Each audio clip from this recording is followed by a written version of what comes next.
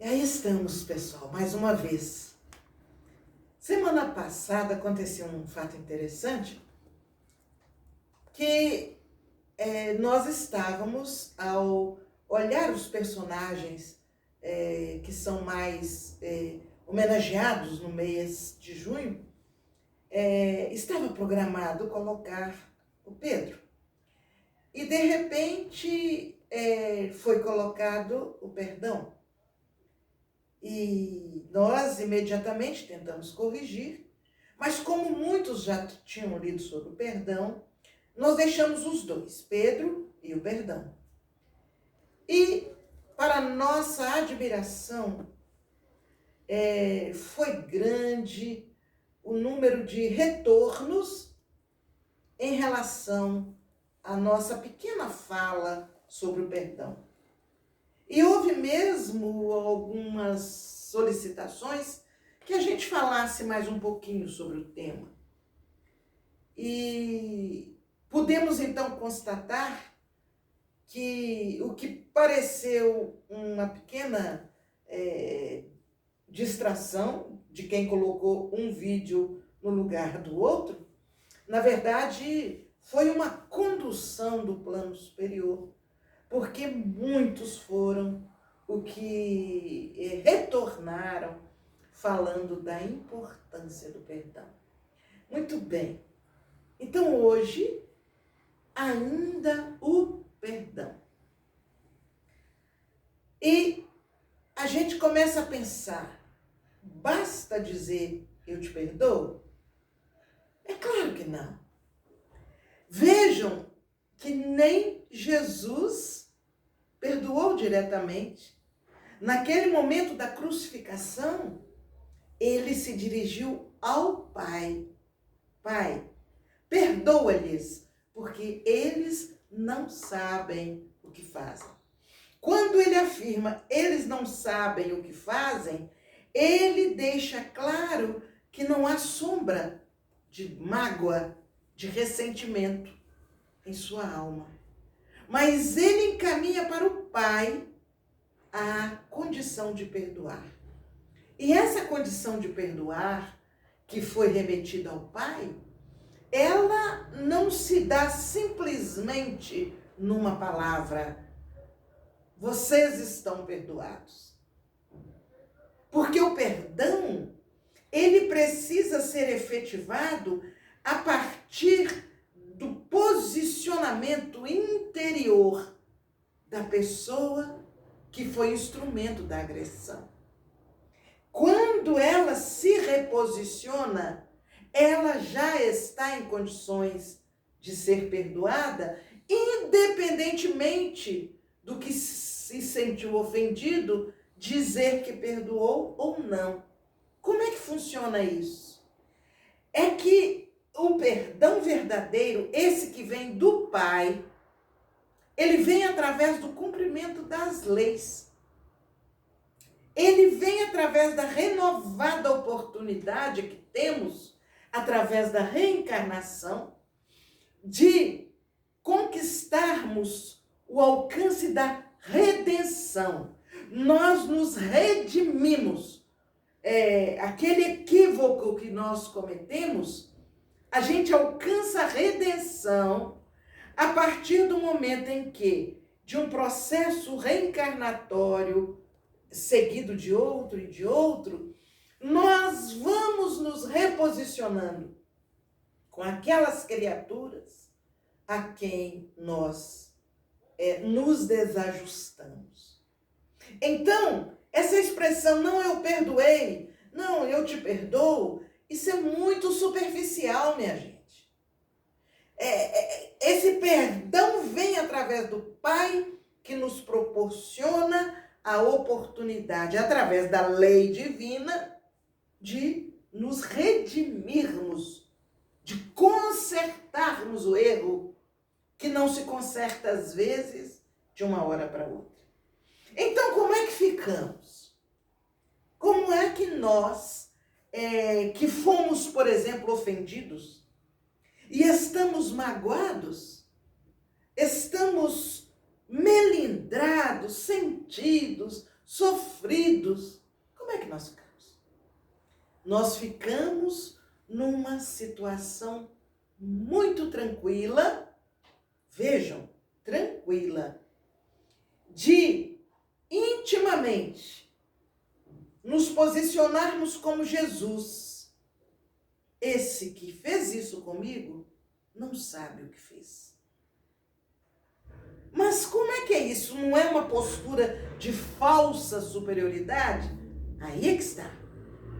A minha posição tem que ser natural. Ela tem que ser da alma. A gente entender que quem é instrumento de nos ofender é como se fosse uma criança espiritual, que é tão interessante. Quando a criança nos ofende, no sentido assim, vamos imaginar, dá um chute na canela da gente. A gente até fica bravo. A gente usa da disciplina para corrigir. Mas nós não carregamos conosco aquela ofensa. Ah, porque aquela criança me deu um chute na canela. Passa. E por que que passa? A gente fala assim, ah, criança é assim. Não sabe direito o que faz. Vamos educar? Vamos.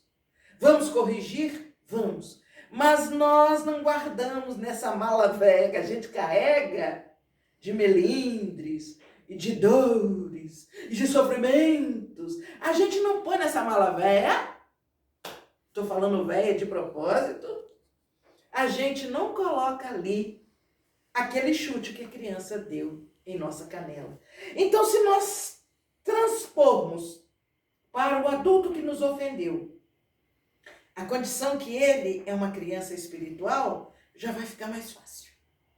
Já vai ficar mais fácil. Eu sei, minha gente, que não é simples assim, viu? Deve ter alguém brigando comigo assim, aí. Não, eu sei que não é simples assim, mas são recursos que nós precisamos buscar para efetivar o perdão.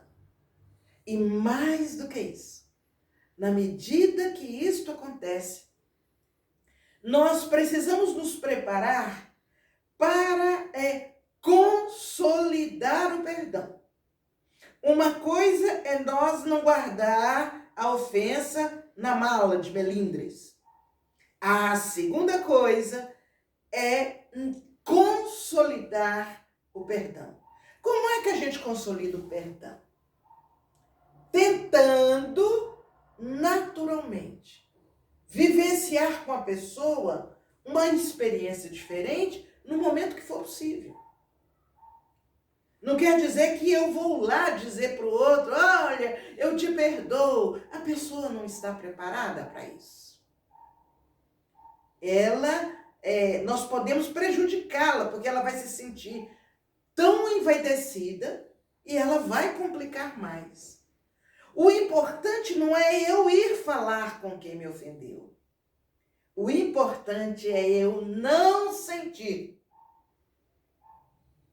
na minha intimidade mágoas em relação àquele que fez alguma coisa.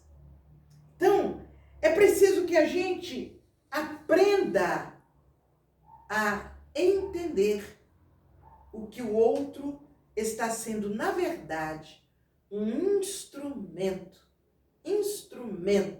da nossa evolução. Eu posso passar pela ofensa de ombro caído, cabeça olhando para o chão, entristecido, amargurado, carregando um peso nas costas. E eu posso passar por aquela ofensa olhando para o alto, não olhando para o alto por prepotência, olhando para o alto, na confiança que de Deus vem as condições para eu me fortalecer e continuar caminhando. Outro dia, o Dr. Bezerra de Menezes disse, acho que eu até já falei aqui, né? Se você olha para o céu, numa noite escura, e não enxerga a figura de Jesus, enxergue as estrelas que brilham no céu. E através delas, prossigamos no caminho. Através delas, da referência da luz que elas nos oferecem. E vejam, essas estrelas, na maioria das vezes, refletem para nós, na intensidade da luz, a luz do próprio sol. Então, as estrelas refletem a grandeza de Jesus. E elas passarão a ser a referência da nossa caminhada. Nós vamos sofrer? Sim. Porque se eu falar que eu não sofri com alguma atitude que não foi muito agradável a mim, eu acho que eu vou estar mentindo. Sofrer, a gente sofre. Todos vocês que estão aí, que sofreram com as palavras, com as atitudes, com as grosserias, com as calúnias de alguém, não se envergonhe não, a gente sofre. O importante é não se demorar no sofrimento. O importante é superar aquele momento e começar a fazer um esforço para orar para as pessoas. Então, após entender aquele outro passo, se preparar para conviver com a pessoa que ofendeu. Que não é simples. Quando ela chega perto, nosso sistema nervoso acusa. Nós sentimos aquela resistência, porque aquela pessoa que vibrou de maneira diferente da minha, parece instrumento num conjunto musical, em que um dá uma nota diferente do resto, os outros sentem até um arrepio. Ai, é mais ou menos assim. Quando aquele que agrediu, ele se aproxima, ou nós nos aproximamos dele, nós sentimos uma destoada na vibração. É um instrumento que não está ainda afinado. Então busque a oração. Busque o socorro dos amigos espirituais. E depois dessa convivência, que não precisa ser assim, de 1000 amores, porque não foi isso que Jesus recomendou. Ele não falou que eu tenho que voltar a conviver de uma maneira plena com aquele que ofendeu. Porque se ele ofendeu, pode ser que ele não esteja na mesma faixa vibratória minha. E se eu estou propensa a mudar, pode ser que ele não esteja. O que Jesus recomenda é não valorizar a atitude. Não levar isso para a nossa eternidade. Vocês sabem, tem pessoas que carregam 30, 40 anos, uma palavrinha que ouviu e que não gostou. Oh, meu Deus!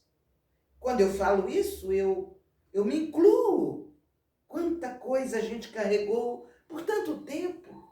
Vamos parar com isso.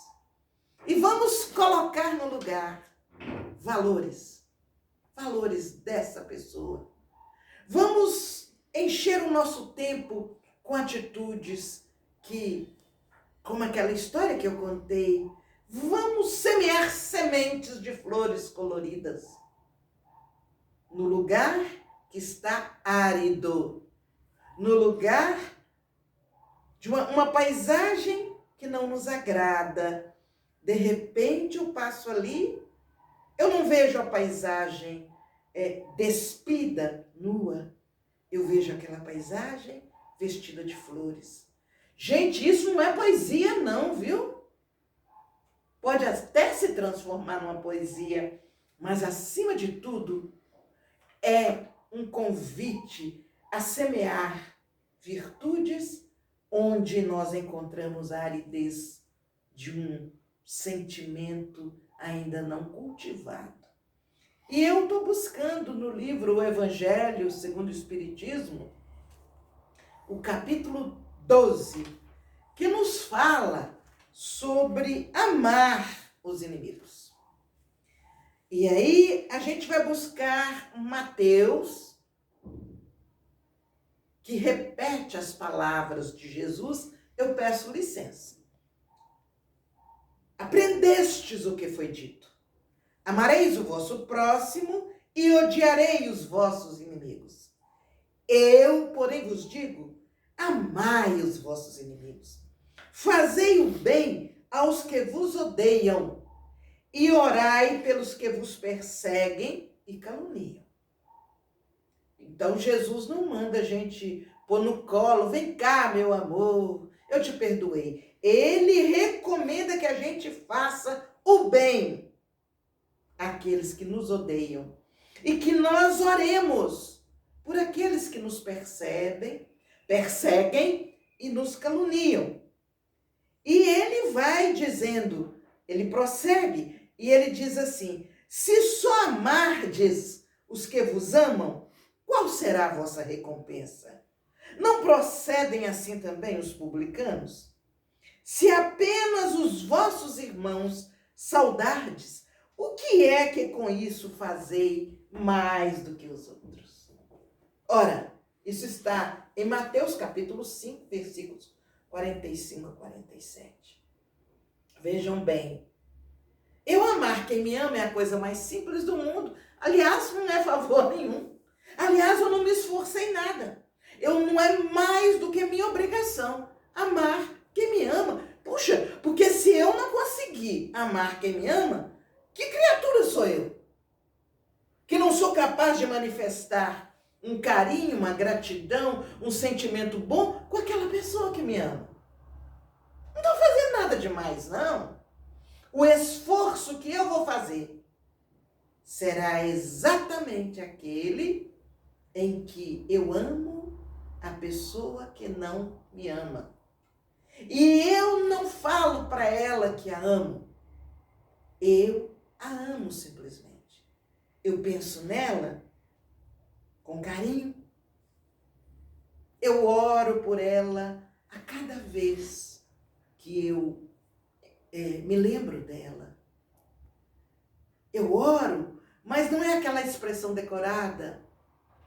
Porque quando eu repito palavras decoradas, muitas vezes meu cérebro nem funciona. É só a memória ativada e eu repito palavras. Não.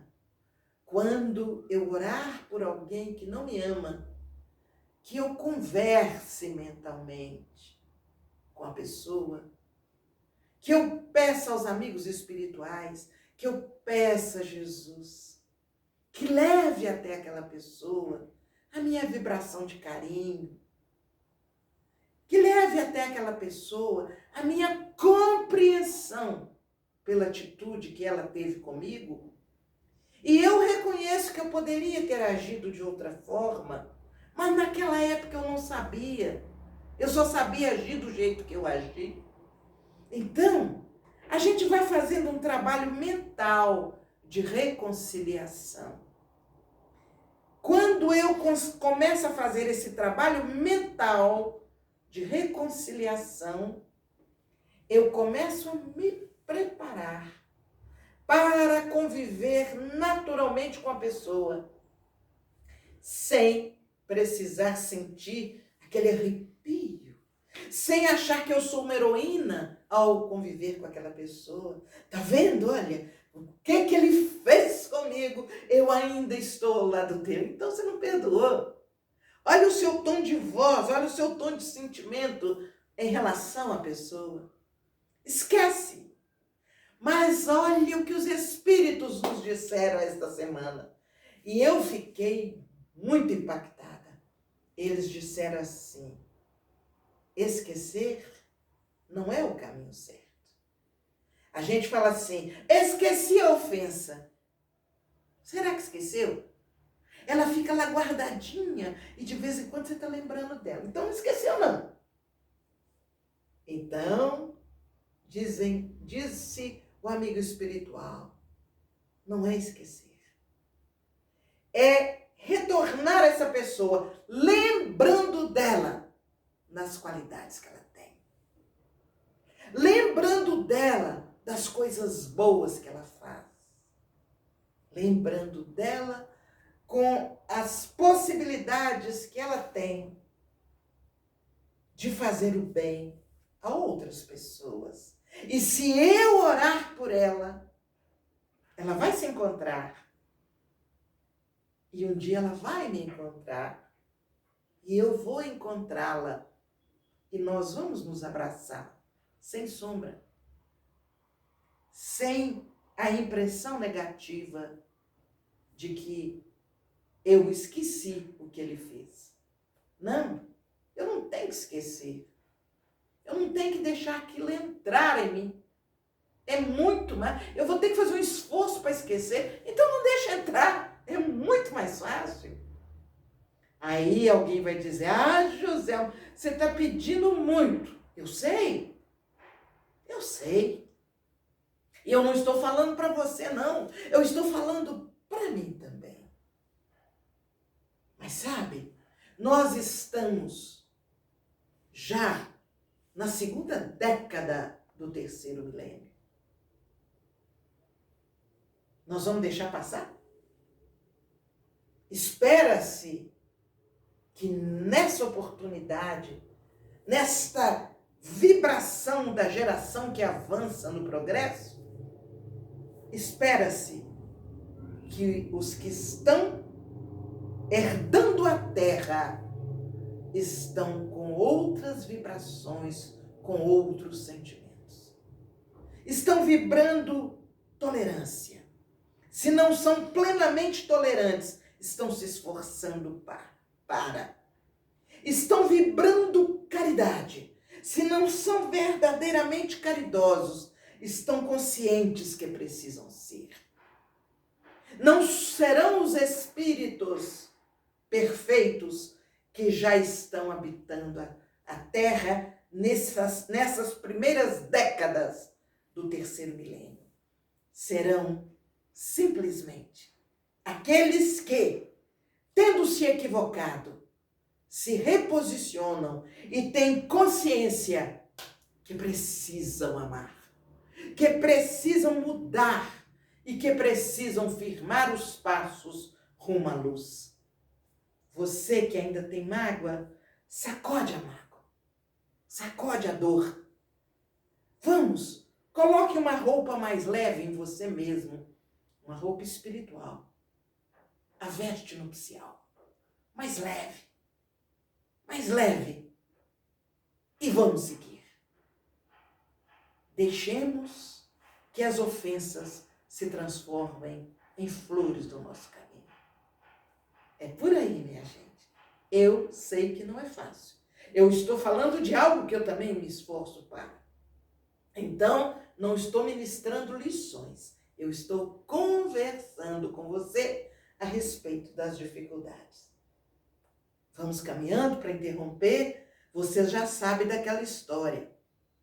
É like, é tinindo, e me lembraram mais um outro de quando eu era mais nova. Joinha? Um deles. Like, tinindo, joinha. Deixem sugestões de temas. Deixem avaliações, não no sentido de que a gente quer aplauso. A gente quer saber o que fazer da melhor forma para que o tempo de cada um de vocês, que é curto, o meu também é, que ele seja aproveitado da melhor maneira.